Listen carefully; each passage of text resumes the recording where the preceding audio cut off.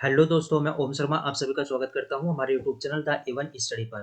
तो आज हम करंट लेकर आए हैं। उससे पहले हमारा टेलीग्राम का ये स्कैन कोड दिया गया है। इसको आप स्कैन करके हमारे टेलीग्राम लिंक से जुड़ सकते हो। तो चलते हैं अपनी करंट पर। ये एक हफ्ते की करंट है। तो सबसे पहले क्वेश्चन दिया गया है, हाल ही में यूपी सरकार ने आपदा प्रबंधन को बढ़ाने के लिए एक किस संस्था के साथ सहयोग किया है। तो ये ध्यान रखना, आपदा प्रबंधन को बढ़ाने के लिए तो भारतीय प्रौद्योगिकी संस्था रुड़की यानी आईआईटीआर के साथ सहयोग किया है। इतना ध्यान रखना। और इसमें ऐसा कुछ नहीं है, एक एमओयू पर वहां पर साइन किया गया है इस सहयोग को बढ़ाने के लिए। आगे चलते हैं। हाल ही में सरकार ने निम्नलिखित में से किस क्षेत्र में हरित हाइड्रोजन का उपयोग करने के लिए एक पायलट कार्यक्रम शुरू किया गया है। तो हाइड्रोजन जो प्रोजेक्ट है उसको शुरू करने के लिए ये परिवहन यानी किसके साथ, परिवहन क्षेत्र में हाइड्रोजन का उपयोग करने के लिए ये राष्ट्रीय हरित हाइड्रोजन मिशन शुरू किया गया है नवीन और नवीकरणीय ऊर्जा मंत्रालय के माध्यम से। तो इसमें क्या दिया जा रहा है, इसमें सड़क परिवहन और राजमार्ग जो मंत्रालय है उसके माध्यम से शुरू किया गया है। परिवहन में जीवाश्म ईंधन को कम किया जाएगा और हरित ईंधन को बढ़ाने की यहाँ पर बात की जाएगी। जो इसमें टेक्नोलॉजी है उसका विकास किया जाएगा ताकि जीवाश्म ईंधन को कम किया जा सके और हरित जो ईंधन है उसको बढ़ावा दिया जा सके। इसके तहत एक अभी पायलट योजना शुरू की गई है। तो बस इसमें इतना ध्यान रखना है कि सड़क परिवहन और राजमार्ग मंत्रालय के तहत शुरू किया गया और परिवहन के क्षेत्र में इसको शुरू किया गया है। आगे चलते हैं। हाल ही में समाचारों में देखा गया केसनी ये जो मिशन है ये क्या है। तो केसनी जो मिशन है नासा के द्वारा शुरू किया गया था और शनि ग्रह पर इसको भेजा गया था। तो शनि ग्रह से संबंधित है केसनी अंतरिक्ष यान। इसको हाल में शनि का जो चंद्रमा है जिसका नाम है मिमास, तो इस पर ये वहां पर उतरा है और वहां पर उसने बर्फीली सतह के नीचे एक विशाल महासागर की खोज की है। इसको कब लॉन्च किया गया था, तो 1997 में इसको लॉन्च किया गया था और 2004 से 2017 तक इसने शनि की परिक्रमा की थी और ग्रह और उसके चंद्रमाओं के बारे में महत्वपूर्ण जानकारी निकाली थी शनि ग्रह से संबंधित इसने। और इसने शनि के चुंबकीय क्षेत्र का भी वहां पर अध्ययन किया है। और शनि का एक और चंद्रमा है जिसको शनि का बड़ा चंद्रमा कहते हैं, सबसे बड़ा, और हमारे सौरमंडल का दूसरा सबसे बड़ा जो चंद्रमा है टाइटन की सतह को इसने रडार से मैपिंग की थी। वहां पर पुरातत्व से संबंधित जो विभाग है उसने क्या काम किया है, 8वीं शताब्दी की कोटरबाई मूर्तिकला की खोज की है। तो इसमें पूछा गया ये किस राज्य में खोज की गई है। तो ध्यान देना, तमिलनाडु राज्य के अंदर इसका खोज किया गया है और किस क्षेत्र में, उलुंदुर पेट के पास। पल्लव काल की 8वीं शताब्दी की मूर्तिकला का वहां पर पता लगाया है। तो पल्लव जो राजवंश है ये 9वीं शताब्दी तक दक्षिण भारत का एक शक्तिशाली क्या था, वंश था, राजवंश था, जो तमिलनाडु, कर्नाटक, आंध्र प्रदेश और तेलंगाना में शासन किया करता था। यह बौद्ध धर्म, जैन धर्म और ब्रह्मवादी आस्था का समर्थन करता था। यह पल्लव संगीत, चित्रकला और साहित्य का क्या था, संरक्षक था। तो उनकी उत्पत्ति देखी जाए तो आंध्र सातवाहन से हुई थी जिन्होंने स्वतंत्रता प्राप्त की और 4वीं शताब्दी ईस्वी में कांचीपुरम को अपनी राजधानी बनाया। ये इंपॉर्टेंट क्वेश्चन है, ये ध्यान रखना है। आगे चलते हैं। हाल ही में समाचारों में ई जागृति पोर्टल का प्राथमिक उद्देश्य क्या है। तो आपने देखा होगा ई जागृति पोर्टल ये समाचारों में काफी रहा था। तो ये क्या चीज है, ये उपभोक्ता मामले से संबंधित है। ये ध्यान रखना, इसमें क्या होगा, उपभोक्ता जो अदालत है के मामले के जो भी समाधान होंगे उनको तेजी से निपटारा किया जाएगा। ई जागृति पोर्टल में एआई को शामिल किया गया, यानी इसमें आर्टिफिशियल जो इंटेलिजेंस होगी उसके माध्यम से इसमें वकालत की जाएगी। तो उपभोक्ता मामलों के विभाग के तहत पोर्टल ऑनलाइन केस की फाइलिंग करेगा, शुल्क भुगतान करेगा, संग्रहित शिकायत जो भी शिकायत होंगी उसको संग्रहित करेगा और एआई के माध्यम से स्मार्ट खोज जैसी सुविधाओं के माध्यम से उपभोक्ता विवाद का निपटारा करेगा। ये ध्यान रखना है, यानी एआई के माध्यम से यहाँ पर निपटारा किया जाएगा। यह विभिन्न शिकायतों को एक ही पोर्टल पर लाने का भी काम करेगा जिसका उद्देश्य है उपभोक्ता शिकायत समाधान में दक्षता और पहुंच बढ़ाना, यानी इफिशियंसी को यहाँ पर बढ़ावा दिया जाएगा।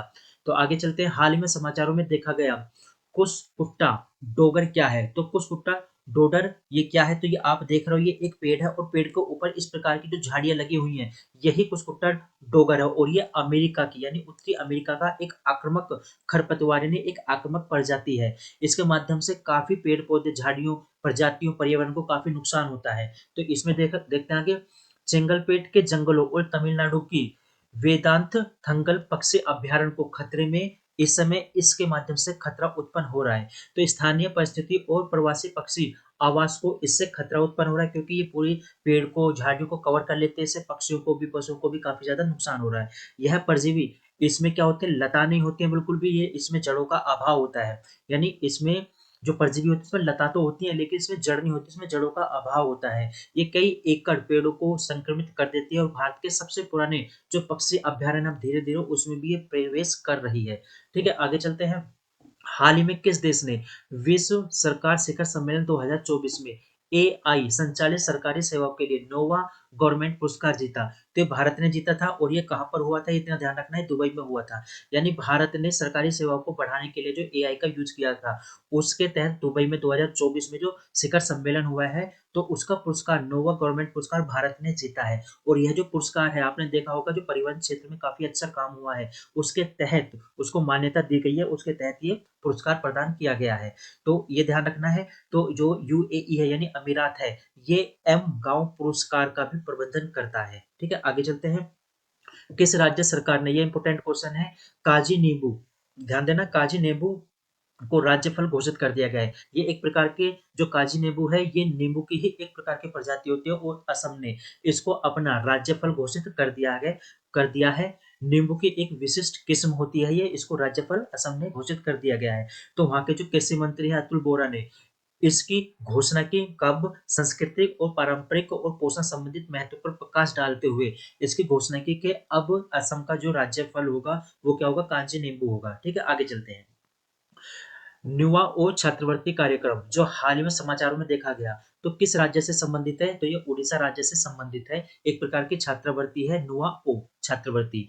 जो स्नातक उत्तर छात्र हैं उनको वित्तीय सहायता प्रदान की जाएगी, जिसमें पुरुषों को कितने 9,000 रुपए मिलेंगे और जबकि महिलाओं को 10,000 रुपए दिए जाएंगे। और जो SC ST के अंतर्गत आते हैं उसमें छात्रों को 10,000 रुपए, पुरुषों को और महिलाओं को 11,000 रुपए प्रदान किए जाएंगे। यह पहल नूतन उन्नत अभिलाषा यानी उड़ीसा योजना का एक हिस्सा है ताकि युवाओं को कुशल बनाने पर केंद्रित किया जा सके। आगे चलते हैं। हाल ही में समाचारों में देखा होगा आपने, ये ब्रूमेसन क्या है? ये ब्रूमेसन देखा जाए तो आपने देखा होगा, जब ठंड आती है तो ठंड में क्या होता है, बहुत सारी चीजें धीरे धीरे अपने आप को बिलो के अंदर जाने लगती हैं ताकि वो वहां पे रेस्ट कर सके और उनका मेटाबॉलिज्म भी कम होने लगता है और वो भूखे रहते हैं। तो इसी के तहत ये ब्रुसमेन जो होता है, ये जितने भी सरीसृप होते हैं, चाहे सांप हो, मेंढक हो, जितने भी रेंगने वाले कीट होते हैं उन पर ये लागू होती है। तो शोधकर्ताओं ने ठंड के महीनों के दौरान विभिन्न प्रजातियों में ब्रूमेसन सुस्ती का एक सरीसृप का रोग का दस्तावेज किया है। इसमें क्या होता है, धीमी गतिविधि के तहत यह अवधि बोक्स कछुए और सांपों जैसे सरीसृपों को आश्रय वाले क्षेत्रों में वापस जाने, ऊर्जा बचाने, दुर्लभ संसाधनों को सेवन करने की अनुमति देता है। जैसा कि पीछे बताया, क्योंकि ठंड के मौसम में ये बिलों में चले जाते हैं और अपनी ऊर्जा को वहां पर भी बचाते हैं ताकि कम से कम भोजन वहां पर मिलता है, तो उसी ऊर्जा के माध्यम से वे अपने आप को जीवित वहां पर रखते हैं। वहां पर मेटाबॉलिज्म इनका कम हो जाता है जिससे उनके कई हफ्ते तक कुछ खाए बिना वहां पर वे इनको रहना पड़ता है। ठीक है, आगे चलते हैं। हाल ही में खबरों में रहा बोरा टाइगर रिजर्व किस राज्य में स्थित है? ये इंपॉर्टेंट क्वेश्चन है क्योंकि टाइगर रिजर्व से संबंधित है। तो महाराष्ट्र में ये स्थित है बोरा टाइगर रिजर्व। इसको 2014 में टाइगर रिजर्व घोषित किया गया था। तो हाल ही में बंगतापुर और हिंगनी वन राज्य में वन्यजीव सफारी के पहले लगभग 1 करोड़ की मांग वहां पर की गई है। वर्धा जिले में यह स्थित है और ये भी ध्यान रखना, भारत का सबसे छोटा जो बाघ अभ्यारण्य है वो यही है, वर्धा जिले के अंदर। आगे चलते हैं। हाल ही में समाचार में आपने देखा होगा, ग्रो रिपोर्ट और पोर्टल निम्न में से किसके द्वारा लॉन्च किया गया है? तो नीति आयोग के द्वारा इसको लॉन्च किया गया है, इतना ध्यान रखना। जो कृषि वानिकी के साथ बंजर भूमि को हरा भरा और बहाल करने की योजना है ग्रो, इतना ध्यान रखना है। नीति आयोग द्वारा शुरू किया गया और कृषि क्षेत्र से संबंधित है और ये भुवन वेबसाइट पर होस्ट किया गया है। इसमें 2030 तक इसका लक्ष्य क्या है? 2030 तक लगभग 26 मिलियन हेक्टेयर जो खराब भूमि है उसको बहाल करना, उसमें जो बंजर भूमि है उसको हरा भरा करना यहाँ पर उद्देश्य रखा गया है और लगभग 3 बिलियन टन का कार्बन सिंक किया जाएगा, उसको सोखा जाएगा। तो आगे चलते हैं। मधु बाबू पेंशन योजना जो हाल ही में समाचारों में देखी गई है, तो उड़ीसा राज्य सरकार द्वारा इसको शुरू किया गया है, इतना ध्यान रखना। जो वहां के मुख्यमंत्री है नवीन पटनायक के माध्यम से इस पेंशन के तहत जितने भी बुजुर्ग हैं, विधवाएं हैं, विकलांग व्यक्ति हैं, अविवाहित महिलाएं हैं, जो एड्स रोगी हैं, ट्रांसजेंडर व्यक्ति हैं या अनाथ बच्चे हैं, उनके लिए इस प्रकार की योजना शुरू की गई है। इसको मासिक पेंशन वहां पर दी जाएगी, जिसमें 79 वर्ष तक के जितने भी लोगों को 1,000 रुपए दिया जाएगा। 80 वर्ष और उससे अधिक उम्र वाले लोगों को कितने 1200 रुपए प्रदान किए जाएंगे। इसका मुख्य उद्देश्य क्या है? जो राज्य के अंदर कमजोर समूह हैं उनमें गरिमा सुनिश्चित करते हुए वित्तीय सहायता प्रदान करना इसका मुख्य उद्देश्य है। आगे चलते हैं। ग्लोबल बायोडायवर्सिटी फ्रेमवर्क फंड की पहल परिषद बैठक कहाँ आयोजित की गई है? तो ध्यान रखना अमेरिका के अंदर इसको आयोजित किया गया है, वाशिंगटन डीसी में। तो ये जो पहल है, ये COP 15 के तहत ये प्रस्तावित की गई थी 2022 में। ये ध्यान रखना। और इसकी फुल फॉर्म क्या है? Global biodiversity framework fund. ठीक है, आगे चलते हैं। सरकार ने जैव विविधता, जलवायु परिवर्तन और प्राकृतिक नवीकरण और संबोधित वैश्विक पहल के तहत लगभग 1.1 बिलियन डॉलर की प्रतिबद्धता यहाँ पर जताई है। और साथ के साथ प्रदूषण नियंत्रण हो, इसकी पहल भी यहाँ पर की गई है इसके माध्यम से। और इसकी बस इतना ध्यान रखना है, इसकी जो पहली बैठक है इसमें वाशिंगटन डीसी में की गई है। आगे चलते हैं। कवल टाइगर रिजर्व जो खबरों में था, किस राज्य में है? तो तेलंगाना में है। इतना ध्यान रखना है, कवल टाइगर रिजर्व। यहाँ पर ये चर्चा में क्यों है? क्योंकि यहाँ पे सागौन की तस्करी हुई थी, उसको रोकने में लापरवाही हुई, जिसके तहत वहां के 6 वन अधिकारियों को निलंबित कर दिया गया है। तो 2012 में इसको क्या किया गया था? टाइगर रिजर्व घोषित किया गया था। ये घने जंगल, जल निकाय सहित विविध आवास के साथ भारतीय बाघ परिदृश्य के दक्षिणी सिरे पर स्थित है। इतना ध्यान रखना है, ऐसा कुछ नहीं है, बस इतना ध्यान रखना है किस राज्य में है, ये इंपॉर्टेंट है वहां पर। और इसमें कौन सी नदी बहती है? तो गोदावरी नदी बहती है। इतना ध्यान रखना है, कदम नदियों का जल ग्रहण क्षेत्र है यहाँ पर गोदावरी और कदम। ठीक है, आगे चलते हैं।